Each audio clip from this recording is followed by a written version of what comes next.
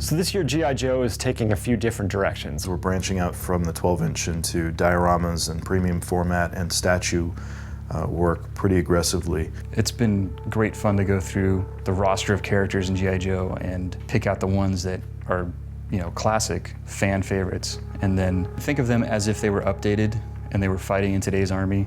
Even though we are working on G.I. Joe in a lot of other formats, we have not even taken a breath of slowing down on our 6-scale stuff. So our 12-inch line is going to take a slightly different tack from a lot of the really hardcore military, definition of the characters' designs, to start to play with a little bit more of the whimsical aspects of some of the, card art representations. It has just basically gone from where we started, and we are ratcheting it up with each release of each figure. The diorama line has been mostly a digital sculpture adventure, and that's been fun to see how much detail has been packed into each of those sculptures, and then sort of refining and tweaking for a fair amount of time. So the designs and sculptures are really considered. This allows us to make a very uncompromised character statement. And two of the pieces that stand off that we're starting with is a really great diorama that has Flint and Zartan sort of just about to come to blows in a swamp, God knows where.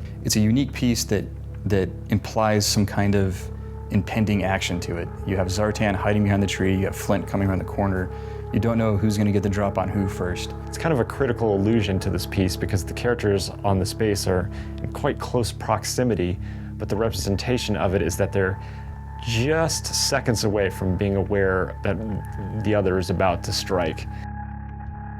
The premium format line is really taking shape nicely. It's something that we always thought of doing when we were originally in the 12-inch line, because premium format is really where Sideshow shines. It's a little bit freeing where we've had roadblocks along the way in the 12-inch development. With the premium format line, we're just going to be able to go nuts. It's a natural fit. There's too many cool characters to choose from. The costumes are great. We have a huge pantheon of choices to work with. I think people are going to be really on board because of the fact that things sort of are just realistic interpretations of the classic versions of these characters.